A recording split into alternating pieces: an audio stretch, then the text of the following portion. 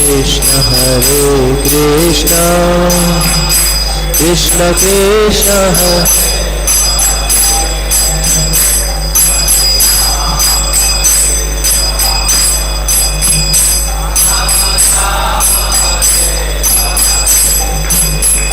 Hare Krishna Krishna Krishna Hare Hare Hare Ram Ram Ram Hare Hare Hare Krishna Hare Krishna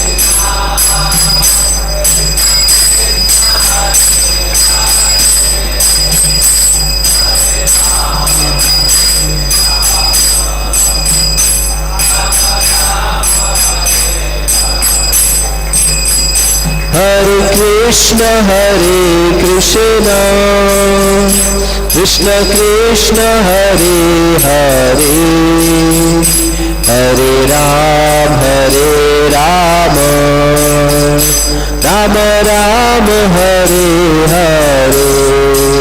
Hare Krishna Krishna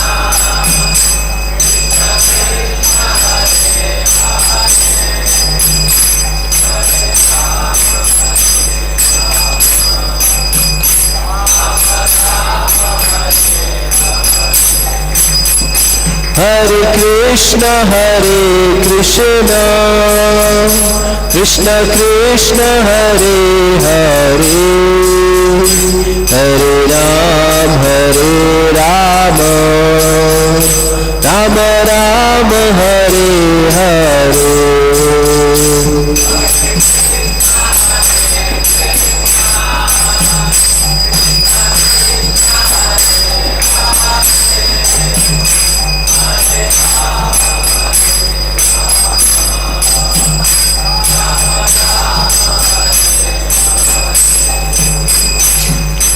Hare Krishna Krishna Krishna Hare Hare Hare Ram Ram Hare Hare Hare Krishna Krishna Hare Hare Hare Ram Ram Hare Hare Hare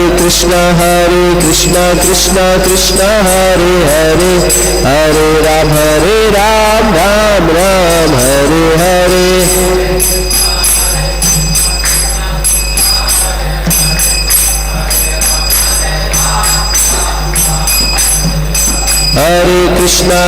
Hare Krishna Krishna Hare Hare Hare Ram Ram Hare Hare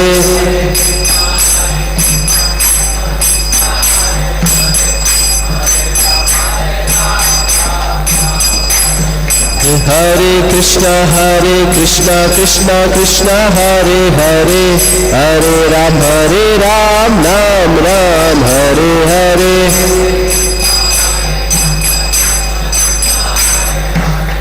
Hare Ram Hare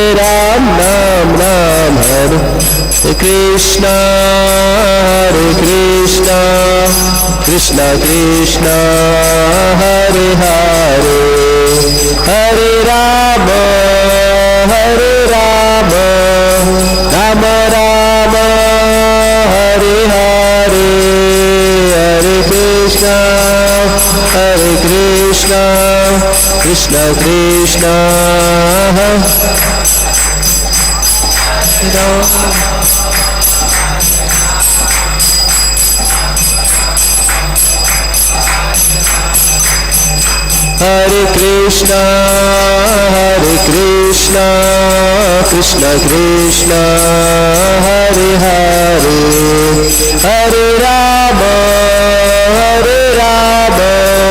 Hare Hare Hare Krishna Krishna Hare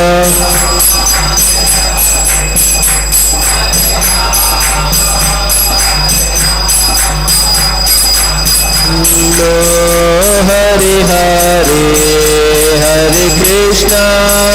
Hare Krishna Krishna Hare Hare हरे राम राम राम हरे हरे, हरे कृष्णा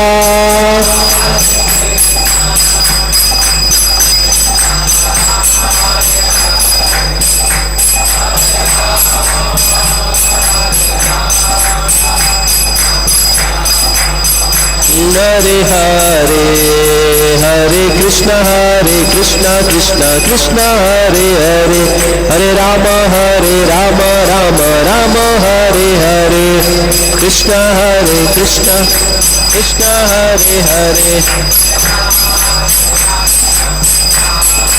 हरे हरे कृष्णा कृष्णा कृष्णा हरे हरे, हरे राम राम राम हरे हरे, कृष्णा कृष्णा कृष्णा हरे हरे, हरे राम राम राम हरे हरे, जय राधा वृंदावन चंद्र राधा वृंदावन चंद्र श्री राधे, राधा वृंदावन चंद्र राधा वृंदावन चंद्र श्री राधे, जय राधा कुंज बिहारी श्री राधे, कुंज बिहारी राधा कुंज बिहारी श्री राधे, जय गौरामिता गौरामिता गौरामिता जय गौरामिता जय गीता गौरामिता गौरामिता जय गौरामिता, जय जय प्रभुपाद प्रभुपाद जय श्रील प्रभुपाद,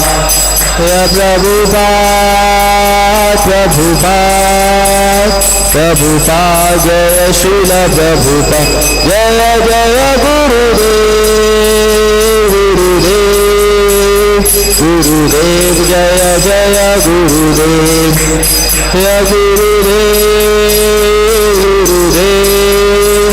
गुरुदेव जय श्रील गुरु। नाम संकीर्तन यज्ञ की जय, जगद्गुरु श्रील प्रभुपाद की जय, श्रील गुरुदेव की जय। हरे कृष्ण।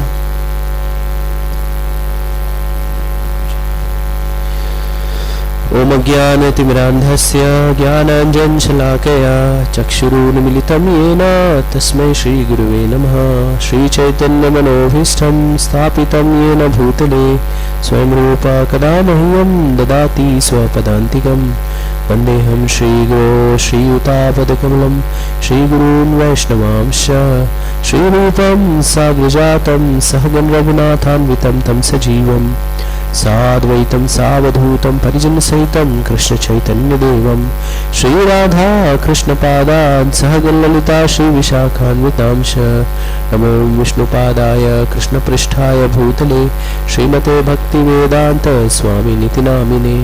नमस्ते सरस्वते देवे गौरवाणी प्रचारिणे निर्विशेष शून्यवादी पाश्चात्य देशतारिणे। जय श्री कृष्ण चैतन्य प्रभु नित्यानंद श्री गदाधर शिवासादि गौर भक्त वृंद। हरे कृष्णा कृष्णा कृष्णा हरे हरे, हरे राम राम राम हरे हरे। हरे कृष्णा। तो आप सभी का बहुत बहुत स्वागत है प्रातःकालीन श्रीमद् भागवतम सत्र में। मैं सबसे पहले इस्कॉन कुंज बिहारी मंदिर के प्रबंधन का अभिवादन करता हूँ कि उन्होंने भागवतम की सेवा करने के लिए मुझे सुअवसर प्रदान किया। तो हम लोग श्लोक पढ़ेंगे, फिर उसके बाद फिर उसकी विवेचना करने का प्रयास करेंगे। तो आज जो हम छठे स्कंद के दूसरे अध्याय के श्लोक संख्या 36 और 37 की विवेचना करने का प्रयास करेंगे। ये दो श्लोक एक साथ में ही है और प्रभुपाद जी ने दोनों को एक साथ में ही टीकाएं लिखी है।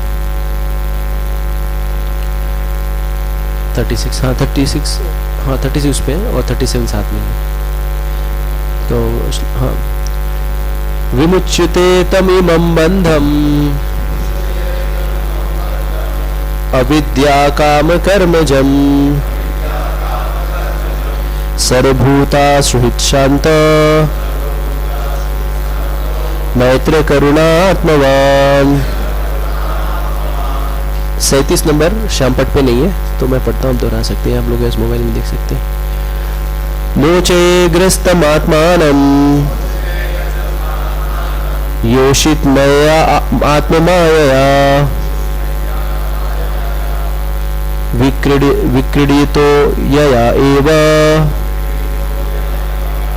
अहम क्रीडा मृगम इव अधमा।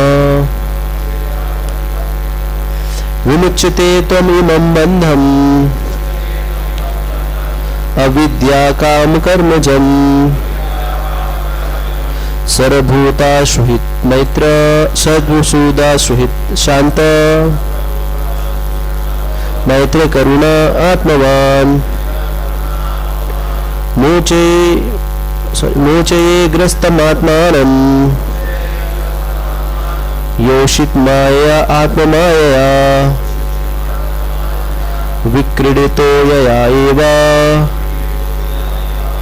अहम क्रीडा मृगम इव आधमा। आप लोग दोहरा सकते हैं।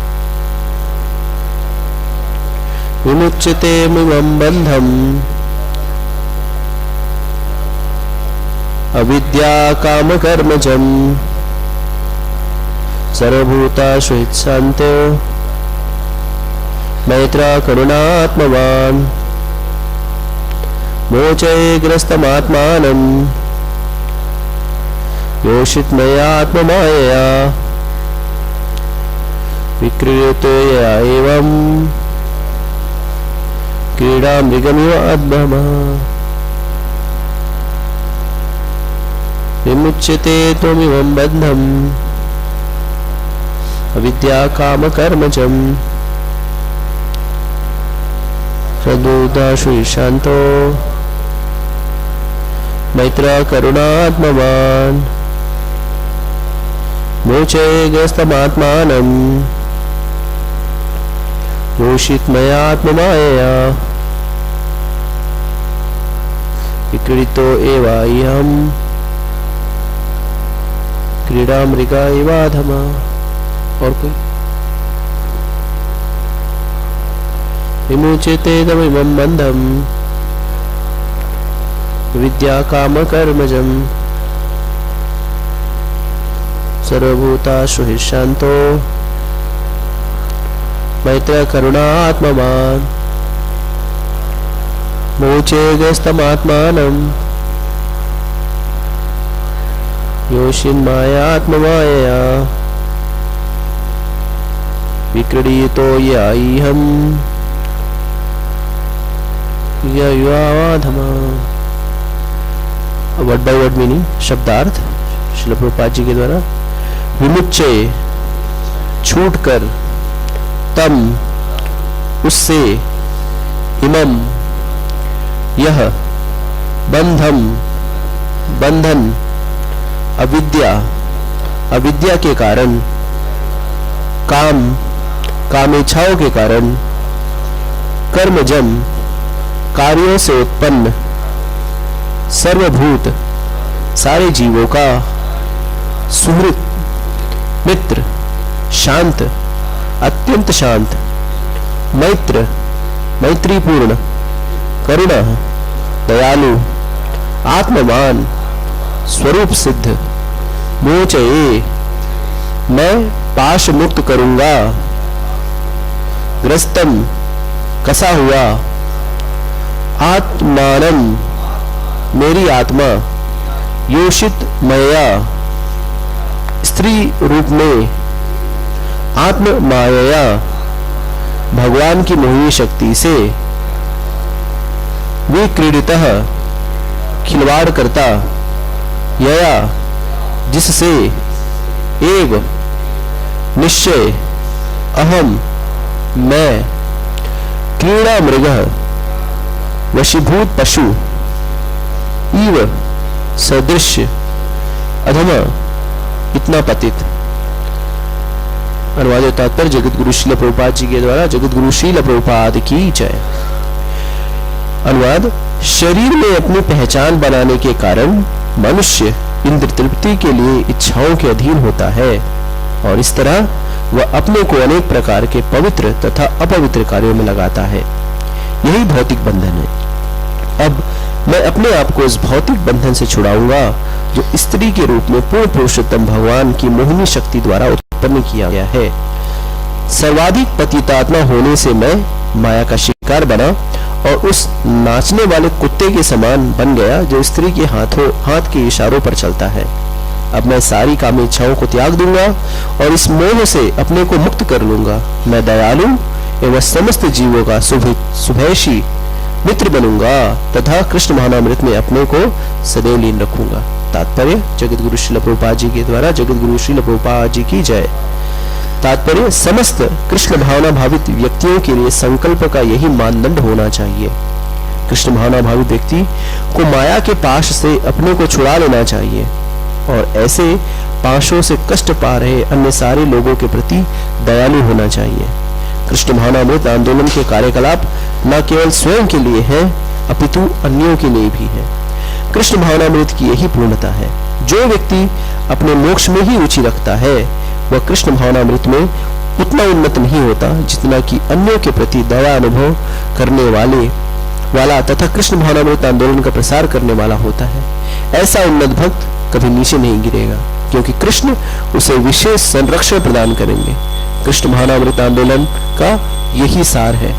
हर व्यक्ति माया के हाथों के खिलौने जैसा है और वह उसे जिस तरह घुमाती है कार्य करता है। मनुष्य को चाहिए कि अपने को तथा अन्यों को इससे छुड़ाने के लिए कृष्ण भावनामृत को स्वीकार करें। जगत गुरु श्रील प्रभुपाद जी की जय। ओम नमो भगवते वासुदेवाय। ओम नमो भगवते वासुदेवाय। नारायणं नमस्कृत्यं परं चैव नरोत्तमं देवीं सरस्वतीं व्यासं ततो जयामुदीरये। नष्टप्रायेषु भद्रेषु नित्यं भागवत सेवया भगवती उत्तम श्लोके भक्तिर्भवति नैष्ठिकी। कृष्णाय वासुदेवाय देवकी नंदनाय च नंदगोपकुमाराय गोविंदाय नमो नमः। मूकं करोति वाचालं पंगुं लंघयते गिरिं यत्कृपातमहं वन्दे श्रीगुरुदीनतारिणं परमानन्दमाधवं श्रीचैतन्येश्वरम्।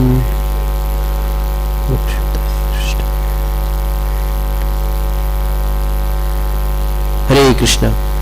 तो आप सभी का बहुत बहुत स्वागत है इस प्रातःकालीन सत्र में। तो ये जो छठे स्कंद का दूसरा अध्याय है और ये इसके पहले वाला अध्याय दोनों ही जुड़ा हुआ है। तो कंटिन्यूएशन में हम इस मोड़ पर आके पहुंचे हैं जहां पर अजामिल जो कि अभी ताजा यमदूतों के हाथों से है तो उसके ज्ञान चक्षु खुल गए हैं। तो ऐसे ही हमारे भी जीवन में जब हम कभी किसी लफड़े में फंसते हैं और ऐसी स्थिति में रहते हैं जहां पर हमें लगता है कि अब गया कि तब गया, तो हम क्या करते हैं, हम ऐसे ही जब छूट जाते हैं तो ऐसे ही सोचते हैं, ऐसे ही करते हैं कि हम लोग अगली बार से ऐसा नहीं करेंगे, अब से मैं सुधर जाऊंगा, आगे से ऐसा काम नहीं करूंगा।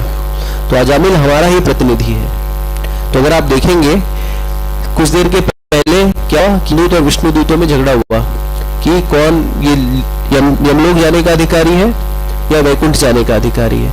और फिर जब विष्णु दूतों की कृपा से अजामिल छूट गया तो उसने क्या किया, उसने विष्णु दूतों को प्रार्थना करने का प्रयास किया और जैसे ही विष्णु दूतों को प्रार्थना करने के लिए उसने कहा, सारे विष्णु दूत डिसअपियर हो गए। और फिर ये अब मोनोलॉग उसका चल रहा है कि मैं अब अपने पास्ट लाइफ शुरुआत से वो देख रहा है कि किस तरह से, अगर आप देखेंगे तो अजामिल ब्राह्मण कुल में उत्पन्न हुआ व्यक्ति है जो कि त्रिसंध्या इत्यादि सारा कुछ कार्य करता था, लेकिन विषय के चिंतन के कारण वो ऐसे कार्यों में लग गया जो कि बहुत जघन्य थे और ऐसा कोई रेगुलेटरी प्रिंसिपल नहीं था जो उसने नहीं तोड़ा। तो हमें कई बार ऐसे लगता है कि अजामिल ने हमारा आचार्य होना चाहिए, वजह भी किया और भगवत धाम भी गया, लेकिन ये सिर्फ अजामिल के साथ हो सकता है, हमारे साथ ऐसा पॉसिबिलिटी नहीं है। तो यहाँ पर अगर आप देखें तो अजामिल 3-4 मूलभूत चीजों पर चर्चा कर रहा है और साथ ही साथ प्रभुपाद जी टीका में उस चीज को और एक्सपैंड करके बता रहे हैं। तो क्या कह रहे हैं कि शरीर से अपनी पहचान बनाने के कारण मनुष्य इंद्र तृप्ति के लिए इच्छाओं के अधीन होता है और इस तरह अपने को अनेक प्रकार के पवित्र तथा अपवित्र कार्यों में लगाता है। तो जो भी हम कार्य करते हैं, जो भी हम कार्यों में लगते हैं, कार्यों में लगने का मूलभूत कारण क्या है? भौतिक कार्यों में लगने का मूलभूत कारण क्या है? कि अपने आप को ये शरीर मानना। तो अगर आप भगवत गीता को देखते हैं तो भगवत गीता की शुरुआत होती है अर्जुन के विषाद से, अर्जुन विषाद योग। और अर्जुन का विषाद किस कारण से है? अर्जुन का विषाद है देहात्म बोध से ग्रस्त होने के कारण। प्रभुपाद जी कहते हैं कि देहात्म बोध से ग्रस्त होने के कारण अर्जुन विषाद युक्त है। और फिर ऐसी विषाद की स्थिति में अर्जुन क्या करता है? ऐसी विषाद ऐसी स्थिति में जहां पे उसे विषाद है, उसे ये समझ नहीं आ रहा है कि क्या करना है क्या नहीं करना है, वो भगवान की शरण लेता है। कार्पण्य दोष महतो स्वभावा प्रेक्षामि तुम धर्म सुगुण चेता यक्षस्या निशितम रोहितन में शिष्यस्ते हम साधिमाम तो प्रण बोला। श्री राधा कुंज बिहारी भगवान की जय, वर्णिता भगवान की जय। तो अर्जुन क्या करता है? अर्जुन भगवान की शरण लेता है और जब वो शरण लेता है तो भगवान उसको तुरंत ही कह सकते थे कि अर्जुन तुम झगड़ा क्यों नहीं कर रहे हो, यहाँ पे हम लोग लड़ाई करने के लिए आए कुरुस्थल में और सब कुछ जो है एकदम सब तैयार है, सारे योद्धा दोनों पक्ष के तैयार है, तो तुरंत अब क्या करो, तुम्हें लड़ना चाहिए। लेकिन भगवान ने उसे एलोपैथिक दवाई नहीं दी, अंग्रेजी दवाई नहीं दी, उन्होंने आयुर्वेदिक दवाई दी। क्या किया उन्होंने? रोगी के रोग की जड़ में गए। और अर्जुन का विषाद किस कारण था? अर्जुन का विषाद था देहात्म बोध के कारण। तो अर्जुन को सबसे पहले भगवान ने क्या बताया? शरीर और आत्मा का भेद के बारे में बताया कि वो शरीर नहीं आत्मा है। और जब तक हम इस शरीर के स्तर पर कार्य करते रहेंगे तब तक क्या होगा? तब तक हम अलग अलग कर्म बंधन क्रिएट करते रहेंगे। और ये कर्म बंधन क्या करेंगे? जैसे भी हम कर्म करेंगे, चाहे पुण्य या पाप, इस पुण्य और पाप के आधार पर हमें अलग अलग योनियां प्राप्त होती रहेंगी। 84 लाख प्रकार की योनियां हैं और योनियों में हम अलग अलग कार्य करेंगे और अलग अलग तरीके से जीवन यापन करेंगे। लेकिन ये मनुष्य जीवन जो मिला है वो बहुत ही विशेष है। जैसा कि सारे आचार्य आप सभी लोग जानते हैं कि मनुष्य जीवन क्या है, जानवरों से अलग है, क्योंकि हम इस मनुष्य जीवन में ये सोच सकते हैं कि मैं दुख नहीं चाहता फिर भी दुख आ रहा है, मैं ऐसी विशेष परिस्थिति में नहीं पड़ना चाहता और विशेष परिस्थितियां मुझे कहीं ना कहीं ड्रैग कर रही हैं, कहीं ना कहीं गिरा रही हैं, तो उन सबसे कैसे बचूं। और आत्म साक्षात कार्य करने के लिए भी हमें इस शरीर में सबसे सुलभ है। लेकिन क्या होता है कि अगर हम देख लें, बचपन से ही हमारी परवरिश ऐसी होती है कि हम आत्म साक्षात्कार के लिए प्रयत्नशील होते ही नहीं। अगर छोटा बच्चा जब अपने माता पिता से पहली बार पूछता है कि मम्मी मैं कहाँ से आया हूँ, तो मम्मी क्या कह देती है कि आप बाजार में थे तो बाजार से लेके आ गए, या पेट में थे या कुछ भी। और कभी बच्चा ज्यादा ये भी कह दे कि मम्मी मैं मर जाऊंगा, ऐसा कुछ कह दे, मृत्यु के बारे में कुछ बातें कर दे या पिताजी से कह दे, तो वो क्या कहेंगे माता पिता? मरे तुम्हारे दुश्मन। तो बचपन से हमें ये नहीं सिखाया जाता, जो चीज अटल सत्य है उसके बारे में कोई जानकारी नहीं दी जाती। अगर ये श्रील प्रभुपाद जी का मिशन नहीं होता, ये इस्कॉन नहीं होता, तो हमें भी नहीं पता चलता कि मनुष्य जीवन का उद्देश्य क्या है। और सामान्य घरों में क्या होता है, सामान्य मतलब प्राय सारे घरों में यही होता है कि आप पढ़ लिख लीजिए, बड़े हो जाइए, विवाह करिए, बच्चे पैदा करिए और धन उपार्जन करिए और सुखी रहिए। तो इस धर्म अर्जन के चक्र में, जैसे कि मनुष्य जीवन का 4 पुरुषार्थ है, धर्म, अर्थ, काम, मोक्ष। तो धर्म, अर्थ, काम के बारे में तो हम सभी को बताया जाता है, लेकिन मोक्ष के बारे में यदा कदा ही किसी को पता चलता है, और भी किसकी वजह से? साधु की वजह से। तो हमारी सारी जो जीवनचर्या है वो धर्म, अर्थ, काम के इर्द गिर्द ही घूमती रहती है। और इस धर्म, अर्थ, काम के इर्द गिर्द घूमने के कारण हम अलग अलग तरह के कर्मफल जनरेट करते हैं, और उस कर्मफलों के कारण हम अलग अलग कार्यों में लगते हैं। यहाँ पे जैसे बताया है कि अपने अनेक प्रकार के पवित्र तथा अपवित्र कार्यों में लगाया। तो हम में से, जैसे कि भगवद गीता में अर्जुन पूछते हैं भगवान से कि ना चाहते हुए भी हम लोग गलत कार्यों में लगते हैं, उसका क्या कारण है? तो रजोगुण से उत्पन्न काम के कारण। लेकिन काम इस जगत में सबसे बड़ा काम कौन है? सबसे बड़ा जो काम है वो स्त्री पुरुष संग। इससे बड़ा इस जगत में कोई अट्रैक्शन है ही नहीं। सबसे बड़ी भौतिक जगत में जो सुख की अनुभूति है वो है स्त्री पुरुष का संग। तो कई बार भक्तों का ये प्रश्न होता है कि सब कुछ छूट जा रहा है, ये कामाइच्छाएं जो है उसका दमन नहीं हो पा रहा है, क्या कारण से? तो पहली बात तो हमें समझना चाहिए, जैसे अजामिल के केस में भी है, तो पहली बात हमें समझना चाहिए कि ये काम जो है इतना जल्दी छूटता क्यों नहीं है। सारी चीजें छूट जाती हैं लेकिन ये काम क्यों नहीं छूटता? तो इसके पीछे आचार्यगण श्री प्रभुपाद जी बताते हैं ये काम न छूटने का कारण है कि ये बहुत पुरानी आदत है। तो कहते हैं कि जैसे 84 लाख योनियां हैं, तो मान लीजिए हम लोग इस योनि में कुत्ता रहे होंगे, आई मीन ऑब्वियस सी बात है। तो जब कुत्ते थे हम, अब नहीं है, तो जब कुत्ते थे तो हमारे सूंघने की शक्ति जो थी वो बहुत ही प्रगाढ़ थी। सूंघने में, श्वान जो है सूंघने में बहुत चतुर होता है, तभी तो देखिए फौजी लोग, पुलिस वाले, बॉम्ब डिस्पोजल स्क्वाड जो होता है उसमें कुत्तों का इस्तेमाल करते हैं। एक्चुअली कुत्ता देखिए बहुत ही बुरा लग रहा है ना, लेकिन अगर इसको अच्छे से संस्कृत में कहा जाए तो संस्कृत में कुत्ते को कहते हैं ग्राम में सिंह। ग्राम में सिंह तो अच्छा लग रहा है ना, ग्राम में सिंह। कुत्ता ही बोले तो गुस्सा लगता है, या किसी को गधा बोले तो गुस्सा आएगा, लेकिन अगर वैशाख नंदन बोले तो अच्छा लगेगा। तो ये जो ग्राम्य सिंह है, ये जब हम उस योनि में होते हैं तो हमारी सूंघने की शक्ति, घ्राण शक्ति जो है बहुत ही तीव्र होती है। लेकिन सब कुछ होने के बावजूद भी एक चीज उसमें कॉमन होता है, वो है जो अपोजिट उसका जेंडर है उसके साथ संग, कुतिया के साथ संग।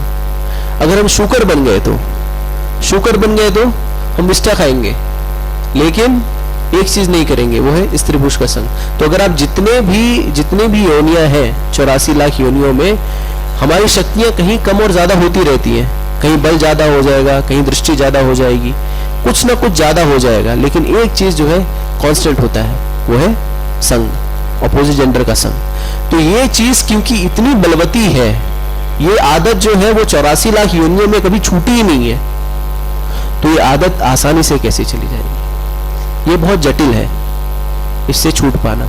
और प्राय इसी के लिए जो है व्यक्ति ये स्वाभाविक रूप से स्त्रियों के प्रति या स्त्री पुरुष के प्रति आकर्षित रहती है, क्योंकि आदत बहुत पुरानी है। तो पुरानी जो आदत होती है वो तुरंत छूटती है क्या? पुरानी आदत तुरंत नहीं छूटती, इसके लिए बहुत समय लगता है। जैसे कोई चेन स्मोकर होता है, तो चेन स्मोकर एक दिन में अगर उसको बोलिए कि छूट जाए तो नहीं, तो कितना समय लगेगा हमें छोड़ने में, ये आयु इसके बाद कोई नहीं जानता कि हम कितने समय छोड़ पाएंगे। तो यहाँ पे अजामिल और जैसे स्त्री का मतलब ही होता है, आचार्य बताते हैं, स्त्री का मतलब होता है एक्सपेंशन।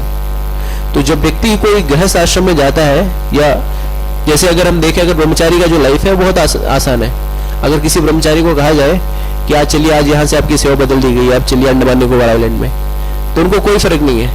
उनके पास क्या होगा, कुछ 2 सेट कपड़े होंगे, कुछ एक लैपटॉप होगा, कुछ गैजेट होगा, उठाया और चले गए। और हम लोग को एक शहर से दूसरे शहर का, एक अपार्टमेंट से दूसरे अपार्टमेंट में जाना रहे तो कितनी दिक्कत है। तो अगर कोई व्यक्ति स्त्री संग में ना पड़े तो उसका जीवन जो है बहुत ही सिंपल है, उसके जीवन में कोई क्लेश नहीं है। लेकिन जो कोई आश्रम बुरा नहीं है, मैं बस एक एग्जांपल दे रहा हूँ। लेकिन जैसे हम गृहस्थ आश्रम में जाते हैं तो हमारे जीवन की कॉम्प्लेक्सिटियां बहुत ज्यादा होती है। हमारे जीवन में कम से कम पहले तो खाली हमारा रोग रहता है, जैसे हमें खुद बुखार है तो हम पैरासिटामोल खा लिए, लेकिन हमारे किसी क्लोज पत्नी का, बच्चे का इसका बीमारी हो जाए तो हम उसके बारे में चिंतन करते रहते हैं, रोग उसको है और टेंशन हमको है। तो इस तरह से हम क्या करते हैं, उसमें फंसे रहते हैं। और फिर इन परिवारजनों को अनुपालन करने के लिए, इन परिवारजनों का पालन करने के लिए, जो कि स्त्री संघ के कारण हमारा परिवार बढ़ा, स्त्री संघ के कारण हमें जिम्मेदारियां बढ़ी, इन परिवारजनों का पोषण करने के लिए हमें बहुत ही भयंकर तरीके से स्ट्रगल करना पड़ता है। तो अगर आप देख लीजिए कि किस तरह से लोग जो है वो स्ट्रगल कर रहे हैं, किसके लिए? परिवार का भरण पोषण करने के लिए। श्रील प्रभुपाद जी बताते हैं कि कलयुग में एक व्यक्ति जो सिर्फ अपने परिवार का भरण पोषण कर लेगा, अपने पत्नी को, बच्चों की पढ़ाई लिखाई कर लेगा और उनको खाने की व्यवस्था कर देगा, रहने खाने की, ऐसे व्यक्ति को महारथी कहा जाएगा, मतलब बहुत ही एक्सपैंडेड व्यक्ति है। तो हम देखें तो जितने भी हम उग्र कर्म करते हैं, तो अगर शास्त्रों में देखें तो भरण पोषण करने के लिए बहुत सारे लोग बहुत सारा गलत कार्य करते हैं, और उनका ट्रांसफॉर्मेशन भी हुआ किस कारण से? साधु संघ के कारण से। तो अजामिली ऐसा व्यक्ति नहीं है जो विषय संग करने के कारण उसने कर्मफल जनरेट किए। हम सारे लोग भी अजामिल की श्रेणी में हैं, क्योंकि हम सारे लोग कर्मफल जनरेट कर रहे हैं किसके लिए? परिवार का भरण पोषण करने के लिए। तो जैसे शास्त्रों में वर्णन आता है मृगारी का, तो मृगारी का क्या कार्य था? आप सभी लोग जानते हैं कि मृगारी का कार्य था, वो हंटर था, बहेलिया था, और बहेलिया होने के कारण वो क्या करता था? पशु को मारता था, लेकिन मारता नहीं था, अधमरा छोड़ देता था, और उनको तड़पता हुआ देखता था तो उसको बहुत आनंद होता था। तो मृगारी से नारद मुनि की भेंट हुई, और नारद मुनि ने उसको कहा कि जाओ, किस लिए कार्य कर रहे हो? तो बोला मेरा पुश्तैनी कार्य है, और पुश्तैनी कार्य करने का क्या उद्देश्य है? परिवार वालों का भरण पोषण। तो फिर मृगारी जब जाता है, परिवार वालों से पूछता है क्या उसके पाप के सब सहभागी बनेंगे? तो सभी ने क्या किया? उसको रिजेक्ट कर दिया, और फिर अंतोगत्वा मृगारी का ट्रांसफॉर्मेशन होता है। तो हम सभी लोग मृगारी और अजामिल के इस प्रसंग से समझ सकते हैं कि अगर हम अपने परिवार के भरण पोषण के लिए अगर हम गलत कार्य कर रहे हैं, या उसको जस्टिफाई करने के लिए हम गलत व्यवहार कर रहे हैं, तो उसका कर्मफल किसे भोगना पड़ेगा? उसका दंड किसे भोगना पड़ेगा? उसका दंड हमें स्वयं भोगना पड़ेगा। अगर हम जाने दीजिए वो मरने के बाद वो यमदूत आएंगे, पीटेंगे, तो उसको फ्राई करेंगे, वो छोड़ दीजिए। वर्तमान समय में भी देख लीजिए, अगर हम इलीगल कार्य करते हैं तो किसके लिए करते हैं? परिवार के लिए। बीवी बच्चे तो मजा करते हैं, और जेल में चक्की कौन पीसता है? जो ही करता है। उसको क्या मिलता है? उसको बदले में कुछ नहीं मिलता, उसको खाली एक झूठा सेटिस्फैक्शन है कि मेरे परिवार वाले आराम से है, और अदर दिन उनको परिवार वालों को दिक्कत नहीं है। अगर जिस परिवार के लिए हम गलत कार्य करते हैं, कुछ उग्र कर्म करते हैं, जेल जाते हैं, तो जो परिवार वाले जिनके लिए हम गलत कार्य करते हैं, असंवैधानिक कार्य करते हैं, वो लोग खाना पीना नहीं छोड़ते, वो लोग डबल टिबल खाते हैं, और हम लोग को जेल में क्या मिलेगी? वही सूखी सूखी रोटी। तो ये अजामिल हम है, ये हम है। क्यों? क्योंकि इस तरह से उग्र कार्य में लगे। इसके बाद इंटरेस्टिंग चीज अजामिल लैमेंटेशन में क्या कह रहा है? यही भौतिक बंधन है, अब मैं अपने आप को इस भौतिक बंधन से छुड़ाऊंगा जो स्त्री के रूप में पूर्ण पुरुषोत्तम भगवान की मोहिनी शक्ति द्वारा उत्पन्न किया गया है। सर्वाधिक पतितात्मा होने से मैं माया का शिकार बना और उसे नचाने वाले कुत्ते के समान बन गया जो स्त्री के हाथ के इशारे से चलता है। अब यहाँ पर लैमेंटेशन के साथ डिटर्मिनेशन है। डिटर्मिनेशन किस चीज का है? कि मैं अपने आप को अब छुड़ाऊंगा माया के पास से। तो हम लोग के साथ भी यही होता है, हम लोग भी प्राय अपने जीवन में उसी तरह से ढर्रे पर कार्य कर रहे होते हैं, परिवार के लिए, देश के लिए, समाज के लिए, राष्ट्र के लिए, और उनका हित ही सबसे सर्वोपरि हित होता है। लेकिन जब जिस तरह से अजामिल फंसा किस लिए था? अजामिल फंसा था इस प्रिकेरियस सिचुएशन में, इस बुरी स्थिति में क्यों पड़ा था? कुसंग करने के कारण, गलत संग करने के कारण उसने वेश्या का संग लिया और इत्यादि इत्यादि चीजें हुई। कुसंग से कारण वो बंध गया, लेकिन अब उसका हार्ट ट्रांसफॉर्मेशन, हृदय परिवर्तन हो गया और वो बंधन से छूटना चाहता है। तो किस कारण से? साधु संग के कारण से। तो यहाँ पे दोनों चीजें बताई गई हैं कि एक जगह पे अब वो कह रहा है कि कुसंग से मैं बंध गया था, लेकिन साधु संग से उसके अंदर बाहर निकलने की प्रवृत्ति आई। तो हम सभी भी अपने जीवन को देखें तो हम सारे लोगों के जीवन में सत्संग के कारण ही ये जो उग्र कर्म का जो चक्र है उससे बाहर निकलने की प्रवृत्ति बाहर आ रही है। तो जब तक साधु संग जो है वो बहुत ही इंपॉर्टेंट है। अगर हमें आध्यात्मिक उन्नति करनी है तो हमें साधु संग करना होगा। जैसे शास्त्रों में कहा गया है, साधु संग सर्वशास्त्र कहे, लव मात्र साधु संग सर्व सिद्धि है। तो जितना भी लव मात्र साधु संग भी हमें बहुत बड़े बड़े हमारे जो जीवन के ढर्रे को बदल सकता है, हमारे जीवन के आउटलुक को बदल सकता है। तो हम सभी लोग अगर हमारे जीवन में कुछ परिवर्तन आया है तो साधु संग के। तो हमारे गुरु महाराज बताते हैं साधु जो है वो भागवत जो है वो दो प्रकार के होते हैं, शास्त्र भी बताता है, वो भागवत और ग्रंथ भागवत। तो व्यक्ति भागवत और ग्रंथ भागवत। तो व्यक्ति वो है जो हमें, जैसे हमारे शिक्षा गुरु हो गए, दीक्षा गुरु हो गए, ये लोग हमें आध्यात्मिक ज्ञान देते हैं, लेकिन इनसे सर्वोपरि जो ज्ञान है वो ग्रंथ भागवत का। तो प्रभुपाद जी कहते हैं, जैसे अभी मैराथन का समय भी चल रहा है, तो प्रभुपाद जी कहते हैं कि हमारे 2 मिनट की प्रीचिंग किसी को कुछ लाभ उतना नहीं दे पाएगी। अगर हम किसी को कन्विंस कर दे 2 मिनट, उसको बता भी दे तो भूल जाएगा। लेकिन अगर हम किसी को ग्रंथ दे दें तो ग्रंथ क्या करेगा? वो ग्रंथ उसके जीवन में बहुत बड़ा बदलाव लेके आएगा। इसी के लिए श्री प्रभुपाद जी की कृपा से हम सारे लोग क्या करते हैं, नवंबर दिसंबर के महीने में ग्रंथ वितरण करते हैं। और ये ग्रंथ जो है वो किस तरह से है, ये ग्रंथ है टाइम बॉम्ब की तरह से, ये कभी भी फटेगा। तो आप सभी लोग बुक मैराथन में हिस्सा ले रहे हैं ना, ले रहे हैं नहीं ले रहे? तो हम सभी को लेना चाहिए, क्योंकि ये सबसे बड़ा कार्य है, सबसे बड़ा पुण्य का कार्य है। यहाँ पे आजामिल बोलता है कि मैं दयालु बनूंगा, सबके लिए वेलविशर बनूंगा। तो सबसे बड़ा वेलविशर होने का अर्थ क्या है?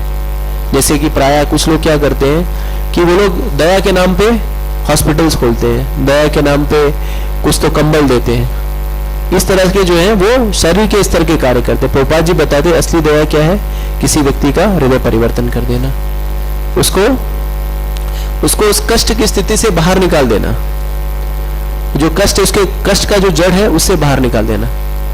तो जैसे कि अभी पेंडेमिक था, तो पेंडेमिक में हम सारे लोग अपने अपने घरों में बैठे हुए थे दुबक करके, सारे लोग घर में, और कोई बाहर नहीं निकल रहा था। लेकिन एक प्रजाति थी जो घर के बाहर निकल रही थी। आप लोगों को पता है कौन सी प्रजाति थी वो? चिकित्सक। बिल्कुल सही। अब क्या चिकित्सक के चिंटू मिंटू बबलू नहीं थे क्या? उनके भी बच्चे थे, उनकी फैमिली थी, लेकिन फिर भी अपनी जान हथेली पर रखकर क्या कर रहे थे, लोगों को बचाने का प्रयास कर रहे थे। और कई सारे चिकित्सक जो थे वो उन्होंने शरीर भी त्याग कर दिया। तो श्रील प्रभुपाद जी बताते हैं, और ये एक्चुअली श्रील प्रभुपाद जी ने 1970s में कहा था ये बात। ये जो पेंडेमिक है ना, पेंडेमिक के बारे में ये अजामिल के प्रसंग में एक क्लास में प्रभुपाद जी पेंडेमिक के बारे में बताते हैं। ये जो सेम इंस्टेंस में बता रहा हूँ कि जब पेंडेमिक का सिचुएशन होता है तो एक प्रजाति जो बाहर निकलती है वह डॉक्टर्स। सोचिए 1970 में जो बात कही थी वो अभी भी उतनी ही रिलेवेंट है। तो कई बार प्रभुपाद जी की टीकाएं हम सोचते हैं, या प्रभुपाद जी के जो लिखे हुए वाक्य हम सोचते हैं कि ये सारी चीजें जो है वो रिलेवेंट नहीं है, ये व्यवहारिक नहीं है। लेकिन एक चीज जो सबसे व्यवहारिक है वह ये हमारा शास्त्र और प्रभुपाद जी की टीकाएं। तो ये टीकाएं आज के 5000 वर्ष पहले भी, या जब भी लिखी गई थी 1970 के दशक में, तभी भी इतनी प्रामाणिक थी, व्यवहारिक थी। अभी भी ये टीकाएं जो है उतनी ही व्यवहारिक है, और आगे भी ये 10,000 साल तक ये टीकाएं जो है उतनी व्यवहारिक है। तो हमें कभी भी संशय नहीं करना चाहिए कि प्रभुपाद जी ने जो बातें लिखी, कई बार भक्तों के समूह में बहुत होता है कि ये सारी चीजें प्रभुपाद जी लिख दिए हैं, ठीक है उस समय ये ठीक थे, लेकिन इस समय प्रामाणिक नहीं है। नहीं, ये चीजें उतनी ही प्रामाणिक है, हमारी उतनी कुव्वत नहीं है कि हम उसको प्राप्त कर पाए। तो हमें अंगूर खट्टे ऐसा नहीं करना चाहिए कि अगर स्टैंडर्ड में मीट नहीं कर पा रहा हो तो स्टैंडर्ड में प्रॉब्लम है। स्टैंडर्ड में प्रॉब्लम नहीं है, ये हमारे अंदर प्रॉब्लम है। हम लोग को प्रभुपाद जी से, गुरु महाराज से या भगवान से प्रार्थना करनी चाहिए कि हे कृपा करिए मैं इस स्टैंडर्ड को प्राप्त कर पाऊं। तो मैं कह रहा था डॉक्टर्स की बात कर रहा था। तो डॉक्टर्स ये लोग अपनी जान हथेली पर रखकर सारे लोगों को बचाने में लगे हुए थे, कई लोगों की जानें भी चली गई। तो ये इन लोगों को क्यों बचा रहे थे? कि उनका शरीर बच जाए, शरीर बचा रहे थे। तो प्रभुपाद जी बताते हैं उस लेक्चर में कि उसी तरह से सारे इस पूरे जगत में पेंडेमिक खत्म हो गया है क्या? माया का पेंडेमिक 24/7 रहता है। ये 2 साल था ना कोरोना का पेंडेमिक, खत्म हो गया। अभी सरकार ने वो भी पास कर दिया कि मास्क लगाना नहीं है। लेकिन माया का जो पेंडेमिक है वो 24 घंटे 365 दिन और कितने साल से चल रहा है। तो अब इस माया के पेंडेमिक से लोग को कौन बचाएगा? हम भक्त बचाएंगे। हम भक्त जो है वो लोग को बताएंगे कि जो भवसागर रूपी पेंडेमिक जो आप पड़े हो, जन्म मृत्यु जरा व्याधि रूपी पेंडेमिक पड़े हो, उससे आप बाहर निकलो। तो ये शरीर को बचाने की पेंडेमिक थी। आत्मा को बचाने का पेंडेमिक जो है ये हमें ये जो प्रोसेस है, ये जो टीका है, ये टीका हमें सबको देनी है। इसलिए ये इंस्ट्रक्शन किसने दिया है?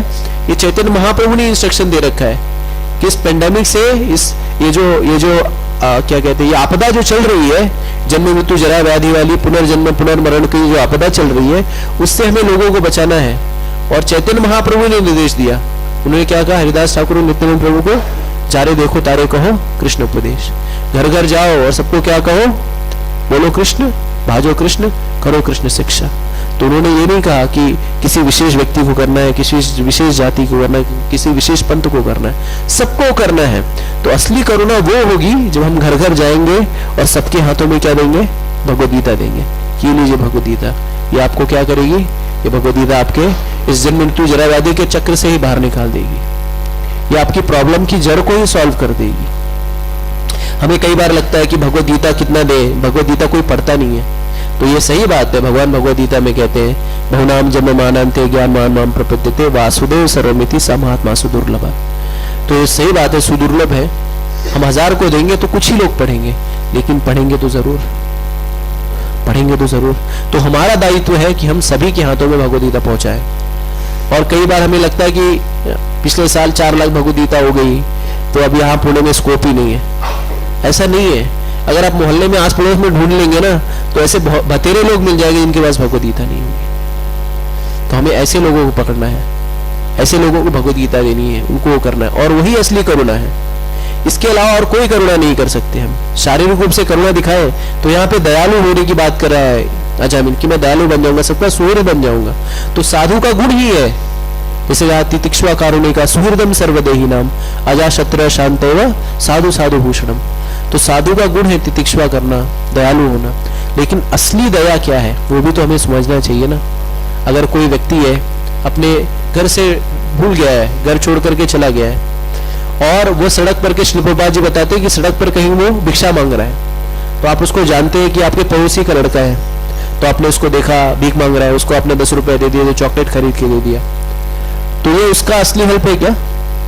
उसका असली हेल्प तब होगा जब आप उसको लेकर के उसके पिताजी के पास पहुंचा दें। तो जब हम किसी को उसके पिताजी के पास पहुंचा देते हैं तो उसकी सारी प्रॉब्लम सॉल्व हो जाएगी, आर्थिक, शारीरिक, मानसिक। उसी तरह से इस जगत में सारे लोग जो है, जैसे इस दावाग्नि में जल रहे हैं, दावाग्नि में जल रहे हैं, तरह तरह के उग्र कर्म कर रहे हैं, अलग अलग योनियों को प्राप्त कर रहे हैं। तो हमारा ये दायित्व है कि हम उन लोगों को उस दावाग्नि से बाहर निकालें। और दावाग्नि से बाहर निकालने का तरीका क्या है? दावाग्नि से बाहर निकालने का तरीका है हरिनाम का वितरण, शास्त्र का वितरण। तो ये जब हम करेंगे, लोगों को जब चीजें पता चलेंगे और कोई भक्ति के मार्ग में लग जाएगा, तो उसका जो है ये भवसागर के, इस प्रॉब्लम के सागर से वो बाहर निकल जाएगा। जैसे भगवद गीता में भगवान कहते हैं कि मेरा सबसे प्रिय व्यक्ति कौन है? तो सबसे प्रिय व्यक्ति वो है जो भगवान के विषय में पूरे जगत में प्रचार करता है या प्रचार करता है। और भगवान कहते हैं इससे ज्यादा न मुझे कोई प्रिय है न कोई प्रिय होगा। तो हम सभी को भगवान का प्रिय बनना है। और भगवान का प्रिय बनने के लिए क्या है? किसी को कोई फिलॉसफी बहुत ज्यादा बताने की जरूरत नहीं है, खाली इतना ही बताने का जरूरत है कि ये हरिनाम है, ये हरे कृष्ण महामंत्र है, हरे कृष्णा कृष्णा कृष्णा हरे हरे, हरे राम राम राम हरे हरे। तो ये हरे कृष्ण महामंत्र है, इसको आप लीजिए, 4 नियम का पालन करिए और भगवत धाम जाइए। बस इतना ही बताना है हमें और बहुत ज्ञान देने की जरूरत नहीं, इतना ही ज्ञान काफी है। प्रभुपाद जी तात्पर्य में दो प्रकार के भक्तों के बारे में बताते हैं, एक भजनानंदी और एक गोष्ठानंदी। मतलब वो भक्त जो जैसे भजनानंदी, जो सिर्फ भजनानंदी जो होते हैं, हमारे गुरुराज परम पूज्य गोपाल कृष्ण गोस्वामी महाराज कहते हैं कि ये जो भजनानंदी भक्त होते हैं ये स्वार्थी होते हैं, क्योंकि ये सिर्फ स्वयं के विषय में सोचते हैं कि मैं कैसे भगवत धाम चला जाऊं। वो अपना भजन करेंगे, अपनी साधना करेंगे और अब जाएंगे नहीं, अलग बात है, लेकिन सोचते तो कि मैं अकेले जाऊं। लेकिन भजनानंदी से अच्छा जो व्यक्ति होता है वो है गोष्ठानंदी, जो कि प्रचार करता है। तो हमें स्वार्थी नहीं, देखिए स्वार्थ और परमार्थ लगती तो सेम है लेकिन है अलग अलग चीज। स्वार्थ स्वयं के लिए होता है, परमार्थ पर के लिए होता है, दूसरों के लिए। और ये पर कब आता है? ये पर तब आता है जब हृदय में करुणा और दया होती है।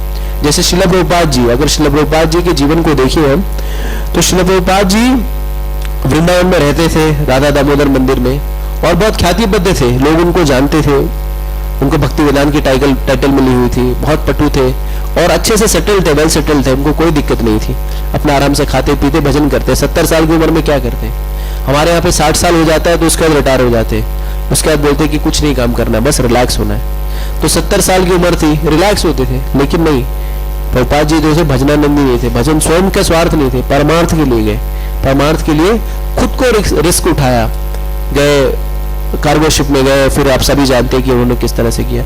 तो उसी तरह से हमें भी प्रचार करने के लिए उतना ही तत्पर होना चाहिए, उतना ही कष्ट उठाने के लिए प्रयास करना चाहिए।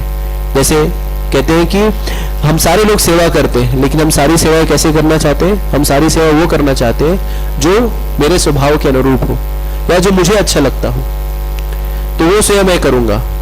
लेकिन अगर स्वभाव के विपरीत या कोई ऐसी सेवा दी गई जो मेरे स्वभाव के विपरीत है, तो हम उस सेवा को करना नहीं चाहते। तो हमारे गुरु महाराज कहते हैं कि वो सेवा, भगवान को सारी सेवाएं पसंद है, कोई भी ऐसी सेवा नहीं है कि उसमें कोई डिफरेंशिएशन है, लेकिन हमें अपने सामर्थ्य के अनुसार सेवा करनी चाहिए। तो जितनी हमें सामर्थ्य है, जैसे हम देखते हैं जब राम सेतु का निर्माण हो रहा था, तो उस समय क्या हुआ कि हनुमान जी भी थे और गिलहरी भी थी। हनुमान जी बड़े बड़े पत्थर उठा करके फेंक रहे थे और सारे वानर जो है पत्थर उठा करके फेंक रहे थे, लेकिन वो छोटी सी गिलहरी थी, उसने क्या किया, उसने सोचा कि मेरा कोई सामर्थ्य नहीं है तो मैं क्या करती हूँ, तो उसने वहां पे बालू पड़ी थी और अपने पीठ को रगड़ा और जहां पर सेतु बन रहा था वहां पे जाकर छिड़क देती थी। तो हनुमान जी ने इस चीज को देखा, उन्होंने सोचा कि अरे ये छोटी सी गिलहरी है, ये क्या, ये तो डिस्टर्बेंस क्रिएट कर रही है, कुछ सेवा तो कर नहीं रही, इधर उधर भाग रही है। तो उसको कहा, गिलहरी यहाँ से हट जा, तू क्या कर रही है, तू डिस्टर्ब कर रही है सर्विस में। तो भगवान ने क्या किया, भगवान ने हनुमान जी को रोका, उन्होंने कहा कि नहीं, तुम्हारी कैपेबिलिटी है, तुम्हारी क्षमता है, तुम 100 किलो के बोल्डर उठा के फेंक रहे हो, और इसकी क्षमता है कि ये क्या करेगी, थोड़ी सी धूल मिट्टी दे देगी। तो आपकी सेवा में इसकी सेवा में कोई अंतर नहीं है। ऐसा मत सोचो कि आप बहुत ज्यादा सेवा कर रहे हो और ये कम सेवा कर रहे हैं।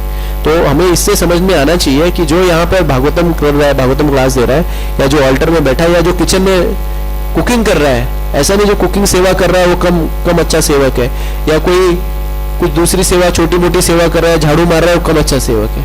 भगवान की दृष्टि में सारी सेवा बराबर है, लेकिन निर्भर ये करता है कि वो हम कितना 100% दे रहे हैं उस सेवा करने में, कितनी हमारी चेतना उसमें है। हो सकता है हम में से बहुत सारे लोगों ने धोती कुर्ता तिलक नहीं पहना हो, लेकिन चेतना बहुत उन्नत स्तर पे है, तो वो शुद्ध भक्त है। और कोई तिलक लगाया बैठा है, तो बाहरी आवरण से हम किसी को जज नहीं कर सकते। तो हम सभी को प्रयास करना चाहिए कि अपना 100% दे। तो जैसे कई बार होता है, कोई भक्त मान लीजिए कोई उसना धन से बहुत ही सक्षम नहीं है और वो महीने का 1000 रुपए कमा रहा है, और वो ला करके 200 रुपए जो है भगवान की सेवा में दे रहा है, और कोई लाखों रुपए कमा रहा है और वो 1000 रुपए भगवान को दे रहा है। तो आचार्य बताते हैं कि भगवान ये नहीं देते कि कितना आपने दिया, भगवान ये देखते हैं कि कितना आपने होल्ड बैक किया। तो एक व्यक्ति ने 1000 कमाया और 200 रुपए भगवान की सेवा में लगाई, तो कितना परसेंट हो, कोई लाखों और करोड़ों कमा रहा है और 1000 रुपए दिया, तो आपने कितना हेल्प बैक किया, वो किया है। तो डिपेंड करता है कि हम अपना 100% है। तो सेवाएं जो है, हम कहते हैं सेवाएं हमें वो करनी चाहिए जिसपे अगर हमें थोड़ी इनकन्वीनियंस भी हो जाए तो भी सेवा करनी चाहिए। क्यों? क्योंकि भगवान को सेवा ज्यादा पसंद है जो व्यक्ति अपने आप को डिस्कम्फर्ट करके भी कर देता है। तो भगवान उस चीज को जैसे हमें कोई चीज ला करके दे दे, सक्षम व्यक्ति को कोई चीज ला करके दे दे, लेकिन कोई व्यक्ति आउट ऑफ द वे जा करके अगर हमें कोई कार्य करता है तो हमें अच्छा लगता है या नहीं लगता? अच्छा लगता है ना। उसी तरह से अगर हम हमारे स्वभाव के विपरीत भी अगर कोई सर्विस है, हमें लग रहा है थोड़ा सा कष्ट भी होगा, तो कष्ट करके भी वो सेवा कर देनी चाहिए भगवान की। तो ये कृष्ण की सेवा, ये जो सड़कों पे खड़े होकर बुक वितरण करते हैं, भगवत वितरण करते हैं, या भक्त क्या करते हैं, लोगों को बचाने के भी जान पे भी खेल जाते हैं, रिस्क लेते हैं, किस लिए? करुणा की वजह से। तो हम सभी को, प्रभुपाद जी कहते हैं, हम सभी इस्कॉन के भक्तों को भजनानंदी नहीं बनना है, हम सभी लोगों को गोष्ठानंदी बनना है। और हमें क्या करना है? बाहर जाना है, लोगों को कृष्ण के बारे में बताना है, जीवन के मूल्य के बारे में बताना है, भक्ति के बारे में बताना है, और उनको भगवत धाम जाने के मार्ग को प्रशस्त करना है। तो ये तभी हो पाएगा जब हम सभी मिलकर के इस प्रचार कार्य में लगेंगे। तो ये बहुत ही पवित्र महीना है, पावन महीना है, जहाँ पे हमें अपॉर्चुनिटी मिलती है कि हम लोगों के पास जाएं। वैसे माया का मैराथन तो 365 दिन है, तो मैराथन तो 365 दिन चलना चाहिए, लेकिन हम इतना भाग नहीं पाएंगे, हम उसाइन बोल्ट नहीं है, तो हम थोड़े राहुल द्रविड़ की तरह टुक टुक टुक करते रहते हैं और फिर लास्ट में आके हार्दिक पांड्या बन जाते हैं। तो अभी 2 महीने में हार्दिक पांड्या बनना है और सभी के पास भगवान का ये जो ज्ञान है, आध्यात्मिक ज्ञान है, उसको पहुंचाना है। और साथ ही साथ आचार्य बताते हैं कि हम जब प्रचार करते हैं तो अपनी साधना में गिरावट नहीं करनी चाहिए।